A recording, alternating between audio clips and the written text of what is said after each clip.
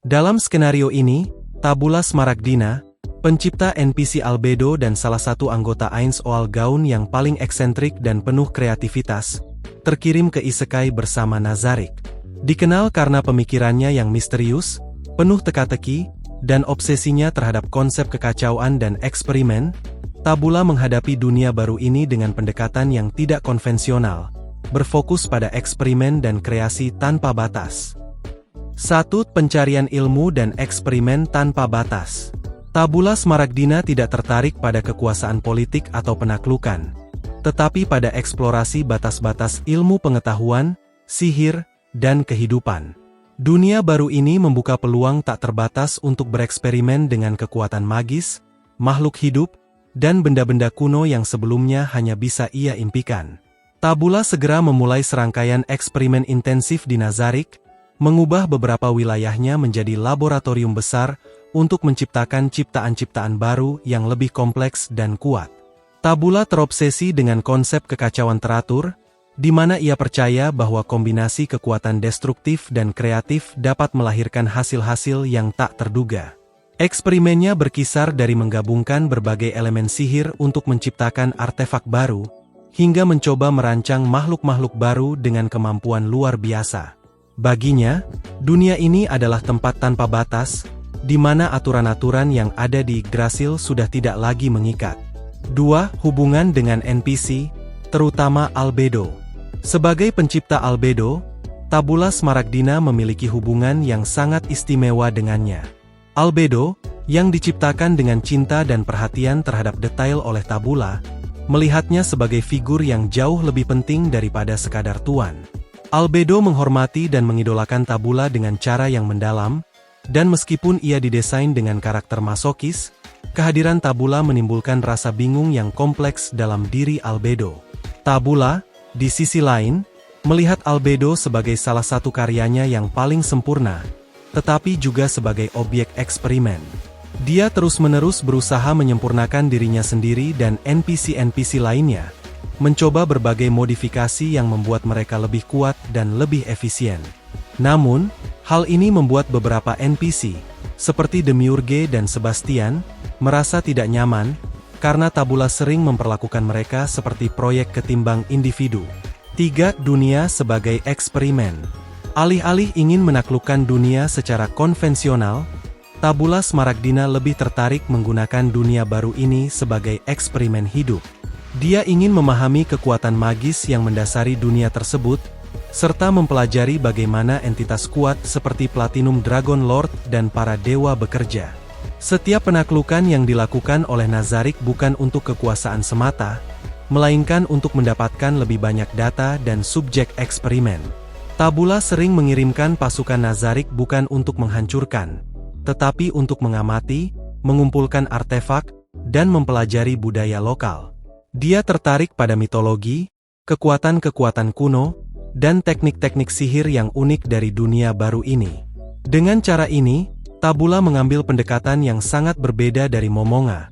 Dia melihat dunia ini sebagai teka-teki besar yang harus dipecahkan, bukan sebagai tanah yang harus ditaklukkan. 4. Hubungan dengan NPC yang kompleks. Di bawah kepemimpinan Tabula, NPC-NPC Nazarik merasakan ketegangan antara kekaguman mereka dan ketakutan akan eksperimen gila Tabula. Demiurge, yang biasanya sangat cerdas akan senang dengan eksperimen yang dilakukan oleh Tabula. Tabula tidak ragu untuk memodifikasi atau bereksperimen dengan NPC bahkan tanpa persetujuan mereka, menyebabkan rasa ketidakpastian di antara mereka. Namun, NPC seperti Saltear dan Pandoraes Aktor lebih menerima pendekatan eksentrik Tabula, karena mereka menghargai sifat inovatifnya. Pandoraes Aktor, khususnya, merasa kagum dengan cara Tabula memperlakukan dunia ini sebagai kanvas untuk bereksperimen, karena dia juga memiliki kecenderungan untuk berinovasi dan beradaptasi. 5. Ketertarikan pada entitas kuat dunia. Tabula segera tertarik pada entitas kuat di dunia baru ini, seperti Platinum Dragon Lord, para teokraci, dan makhluk-makhluk lain yang memiliki kekuatan besar.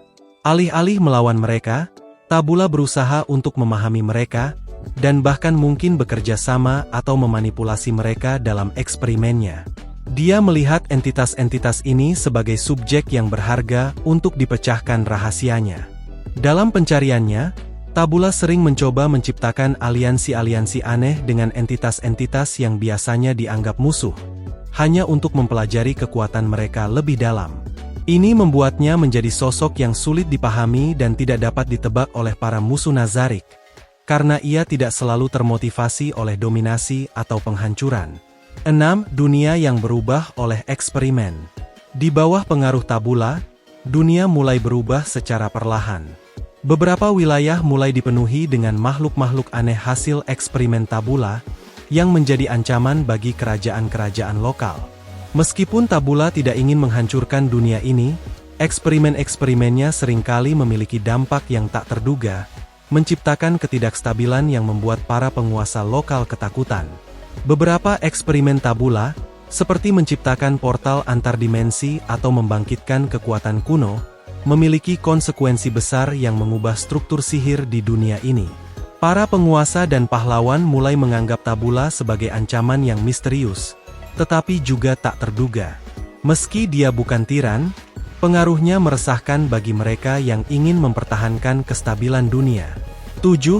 Modifikasi dan penciptaan makhluk baru. Selain bereksperimen dengan sihir, Tabula juga mulai menciptakan makhluk-makhluk baru yang lebih kompleks dari apa yang ada di Nazarik. Dengan pengetahuannya tentang genetika, alkimia, dan sihir, Tabula menggabungkan berbagai elemen untuk menciptakan hibrida makhluk, dari naga yang menguasai sihir sampai golem yang memiliki kecerdasan. Makhluk-makhluk ini bukan hanya ciptaan biasa, tetapi hasil dari pemahaman Tabula tentang dunia baru ini. Beberapa di antaranya menjadi pelindung Nazarik, sementara yang lain dilepaskan ke dunia untuk melihat bagaimana mereka berinteraksi dengan ekosistem yang ada. Bagi Tabula, setiap makhluk baru adalah sebuah karya seni yang harus dipelajari dan diperbaiki. Kesimpulan: jika tabula Smaragdina yang terkirim ke dunia isekai, dunia tersebut akan menjadi laboratorium besar bagi eksperimen-eksperimennya.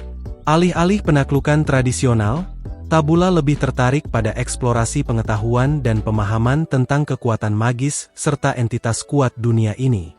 Nazarik, di bawah kepemimpinannya, berubah menjadi pusat kreasi dan eksperimen, sementara NPC harus beradaptasi dengan gaya kepemimpinan yang penuh inovasi dan ketidakpastian. Dunia isekai ini, di tangan Tabula, menjadi tempat di mana batas antara kekacauan dan ketertiban kabur, dengan Tabula sebagai arsitek dari semuanya. Terima kasih.